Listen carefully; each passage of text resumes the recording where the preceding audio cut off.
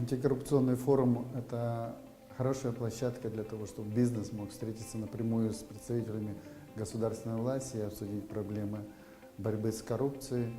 Потому что мы знаем, что неэффективное управление, государственное управление как раз ведет к росту коррупции, росту теневой экономики, а значит и, соответственно, к неконкурентоспособности нашего бизнеса. Поэтому здесь вот мы имеем возможность обсудить все вопросы, связанные с коррупцией, с участием бизнеса в процессе борьбы с коррупцией.